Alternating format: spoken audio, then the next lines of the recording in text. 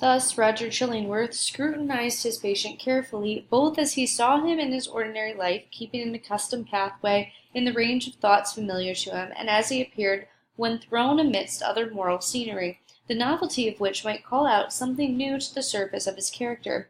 He deemed it essential, it would seem, to know the man before attempting to do him good.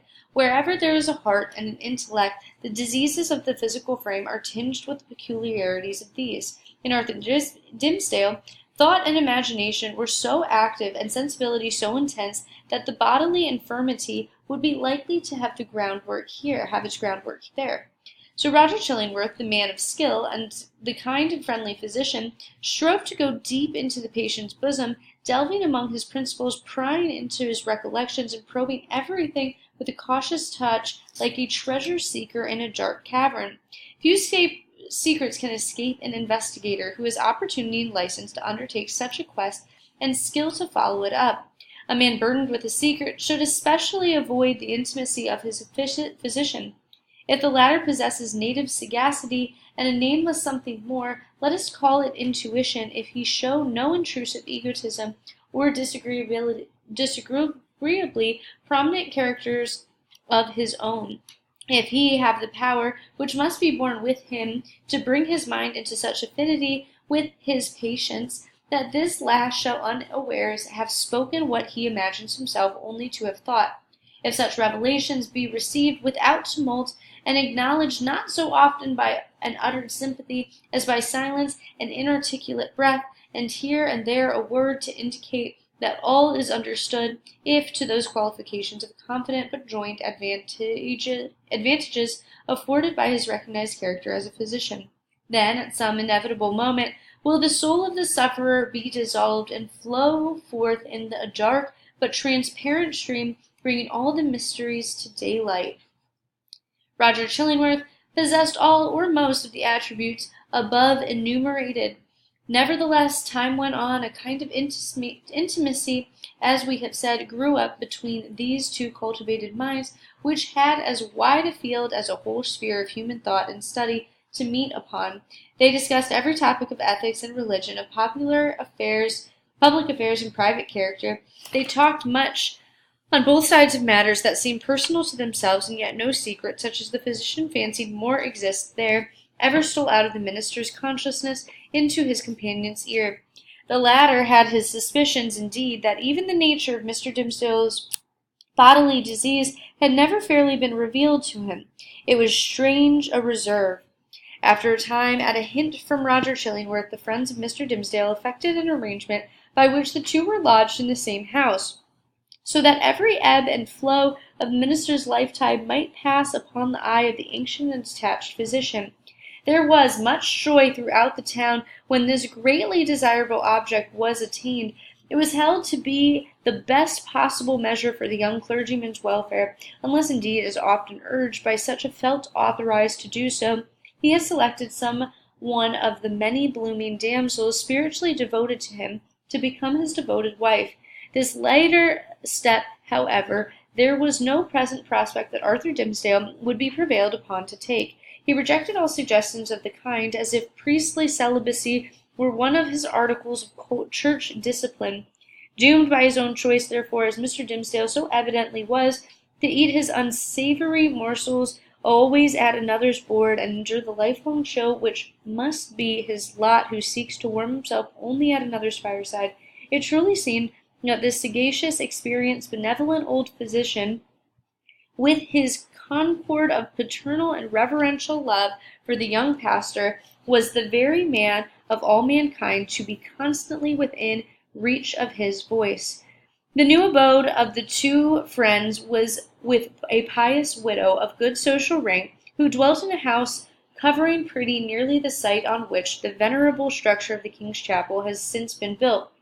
It had a graveyard, originally Isaac Johnson's home field, on one side, and so was well adapted to call up serious reflections suited to the respective employments in both minister and man of physic.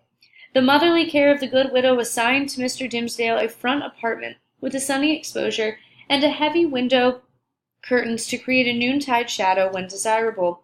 The walls were hung round with tapestry, said to be from the Gobelin looms, and at all events representing the scriptural story of David and Bathsheba and Nathan the prophet in colors still unfaded, but which made the fair woman of the scene almost as grimly picturesque as the woe-denouncing seer. Here the pale clergyman piled up his library rich with parchment-bound folios of the Fathers, and the lore of rabbis and monkish erudition of which the Protestant divines, even while they vilified and decried that class of writers, were yet constrained often to avail themselves. On the other side of the house, old Roger Chillingworth arranged his study and laboratory, not such as a modern man of science would reckon even tolerably complete, but provided with distilling apparatus and a means of compounding drugs and chemicals, which practised alchemists knew well how to turn to purpose. With such commodiousness of situation, these two learned persons sat themselves down, each in his own domain, yet familiarly passing from one apartment to the other, and bestowing a mutual and not incurious inspection into one another's business. And the Reverend Arthur Dimmesdale's best discerning friends, as we have intimated, very reasonably imagined that the hand of Providence had done all this for the purpose besought in so many public and domestic and secret prayers of restoring the young minister to health. But it must now be said, another portion of the community had latterly begun to take its own view of the relation betwixt Mr. Dimmesdale and the mysterious old physician. When an uninstructed multitude attempts to see with its eyes, it is exceedingly apt to be deceived. When, however, it forms its judgment, as it usually does, on the intuitions of its great informed heart, the conclusions thus attained are often so profound and so unerring as to possess the character of truth supernaturally revealed. The people, in the case of which we speak, could justify its prejudice against Roger Chillingworth by no fact or argument worthy of serious refutation. There was an aged handicraftsman, it is true, who had been a citizen of London at the period of Sir Thomas Overbury's murder, now some 30 years agone. He testified to having seen the physician under some other name, which the narrator of the story had now forgotten, in company with Dr. Foreman and the famous old conjurer who was implicated in the affair of Overbury. 2 or 3 individuals hinted that the man of skill during his Indian captivity had enlarged his medical attainments by joining the incantations of savage priests who were universally acknowledged to be powerful enchanters, often performing seemingly miraculous cures by their own skill in the black art. A large number, and many of these were persons of such sober sense and practical observation, that their opinions would have been valuable in other matters, affirmed that Roger Chillingworth's aspect had undergone a remarkable change while he had dwelt in the town, and especially since his abode with Mr. Dimmesdale. At first the expression had been calm, meditative, scholar-like. Now there was something ugly and evil in his face, which they had not previously noticed, and which grew still the more obvious to sight the oftener they looked upon him. According to the vulgar idea, the fire in his laboratory had been brought from the lower regions and was fed with infernal fuel, and so, as might be expected, his visage was getting sooty with the smoke. To sum up the matter, it grew to be a widely diffused opinion that the Reverend Arthur Dimmesdale, like many other personages of special sanctity in all ages of the Christian world, was haunted either by Satan himself or Satan's emissary, in the guise of old Roger Chillingworth. This diabolical agent had the divine permission for a season to burrow into the clergyman's intimacy and plot against his soul.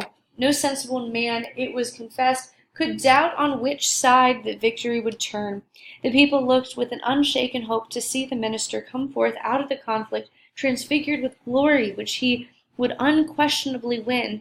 Meanwhile, nevertheless, it was sad to think of the perchance mortal agony through which he must struggle towards his triumph. Alas, to judge from the gloom and terror in the depth of the poor minister's eyes, and the battle was a sore one, and the victory anything but secure.